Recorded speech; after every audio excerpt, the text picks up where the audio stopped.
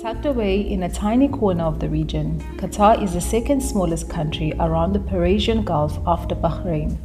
What the country lacks in size, it makes up for in other ways. Regardless of your lifestyle, adventurous, luxurious, beach bum, or sports enthusiast, Qatar is here to cater to your needs. The nation effortlessly blends millennia of Middle Eastern culture with modern amenities and experiences. Whether you will be relocating as a family or on your own, Qatar offers the best lifestyle to accommodate any family size.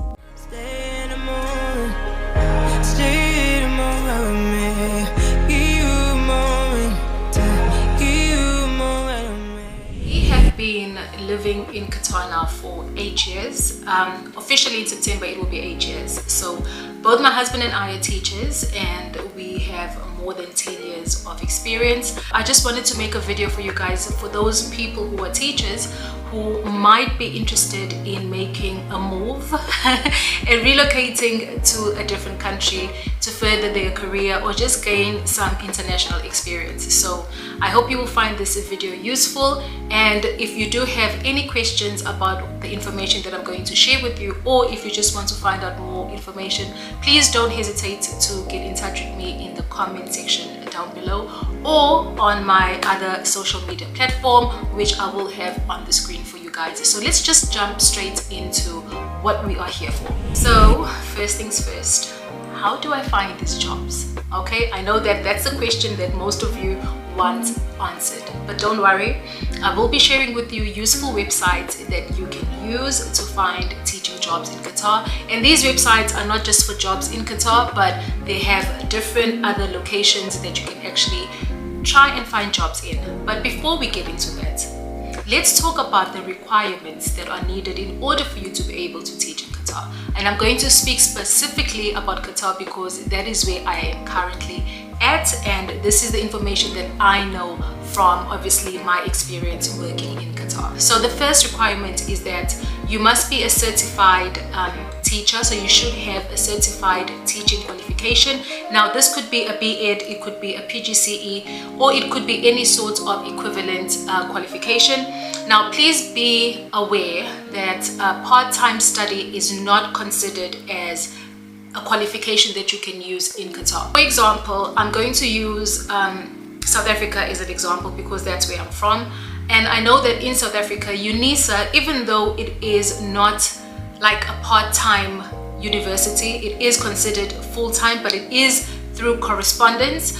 UNISA is not a recognized qualification, so even if you have a teaching degree or a PGCE from UNISA and you go and try and get it attested at the Qatar embassy, they will not attest it for you because they deem that as part-time study. So unfortunately, UNISA is not a qualification that you can use in Qatar. I almost said South Africa, but it is not a qualification that you can use in Qatar. The second requirement is some schools will require you to have some sort of previous teaching experience, and I stress the word some. Most schools that I know of are really quite flexible when it comes to teaching experience. They are accepting newly qualified teachers, but again, I will speak about this point later on, that it also depends which country you are from. So some schools do accept newly qualified teachers, but other schools do require you to have some sort of teaching experience. This could be in your home country, it doesn't have to be international teaching experience. Now, depending on the school that you guys are going to be applying to,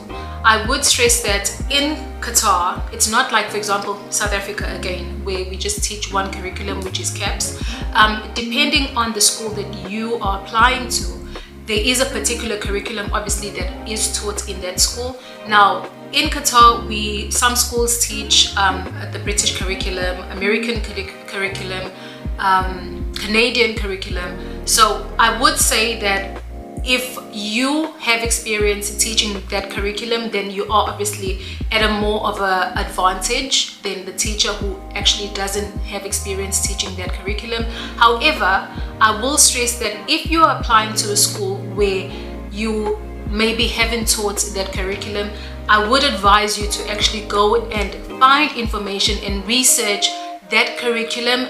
Google basically has everything that you need, you guys, so that if you are selected to go through to the interview phase, you can actually speak on the curriculum, and whoever's interviewing you can see that, you know what, even though they don't have experience teaching this curriculum, they've actually gone out of their way to research and find out information about what they will potentially be teaching. And obviously this will be a good thing for you, because that might just persuade the person interviewing you. Another requirement, and I'm sure all of us will not struggle with getting this, is a police clearance, because obviously you are going to be working with children, and each school wants to know that they are employing somebody who doesn't have a criminal record, so you will require a police clearance. Now, it does not need to be attested.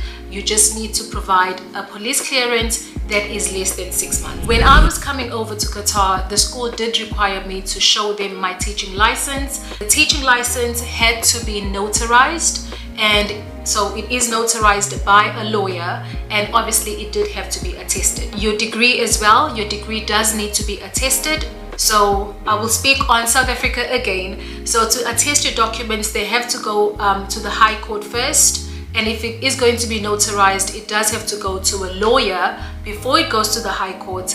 Then it goes to DIRCO. Then finally you take your documents to the embassy. I can do a fully detailed video on the process of getting your documents attested and all the steps that you are required to do before your documents are attested. Obviously, I don't want to make a video that you guys are not interested in. So if this is something that you particularly want me to do, depending on the response I get, then obviously I will make a video. But if I get 1 or 2 questions regarding this, then obviously I can just respond to you in the comment section or in my DMs, depending on where you get in touch with me. So yeah, you will need to have a police clearance, and it does not need to be attested, but your teaching license and your degree has to be attested. Now, I do want you to take what I'm going to say next with a grain of salt, okay?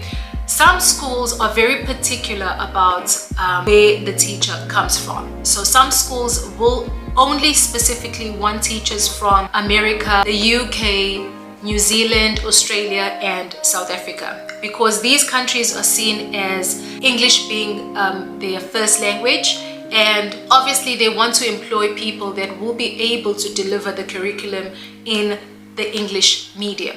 Okay, now I'm not saying that people from other countries are not employed in schools. They are. Again, the operative word that I mentioned is some. Some schools are particular, but others are not.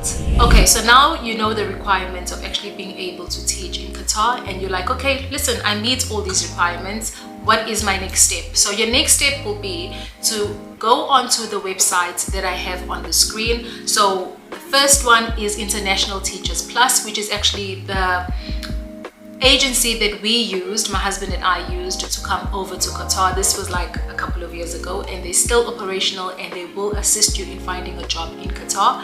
The next one is Gulf Talent. Now, the jobs in Gulf Talent, we don't have as many teaching jobs, but there are other jobs for different fields. So this is not just only for teachers. If you know anybody that might be interested to relocate to Qatar who is in a different field, you can just direct them to Gulf Talent and have them peruse and see if there's a job that is right for them. So the next one is Teachaway, and again, this is an agency where multiple jobs for different countries are posted, and you can just try your luck and see what happens. So the next agency that I want to share with you is Test Now. On this website, there are a number of teaching jobs that you can apply for, and you never know, it might be just your lucky day and you might be called for an interview. And the last one that I want to share with you is Nukri Gulf. I'm not sure if I'm saying this correctly, but I will have everything on the screen for you guys. I do want to make a video where I share tips on what to look for on these advertised teaching jobs, because as you may know or might not know, these jobs offer different packages, and obviously if you haven't worked in the Middle East, you wouldn't know what to look for in the package or employment offer that you are presented with. So I do want to impart some knowledge on the different packages that are offered, and basically just give you an idea on what to do and what to look for to actually find the right one for you, or if you're moving with your family as well. So that is definitely something that I am planning to do later on.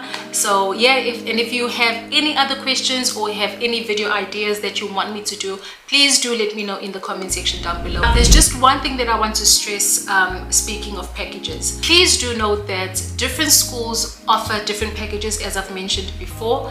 But the one thing that I want to share with you guys is that there's no particular pay scale that the schools have to follow. So the school actually decides what they want to pay their teachers. There is no set pay scale like in other countries based on your experience. Please be aware of that if you come to Qatar and you have 15 years of experience, somebody with 2 years or 3 years of experience working in a different school to the school that you're working at might be earning more than you. But just to give you an idea, the average monthly salary is approximately 16,000 Qatar riyals, and the lowest being 7,970 and the highest being 30,300 Qatar riyals. Now this includes your housing, transport and other benefits that the school might offer you. This brings us to the end of this video. I hope you did find this very informative and helpful. Again, I would like to stress, if you have any questions regarding the steps that you need to follow in order for you to find a teaching job in Qatar, please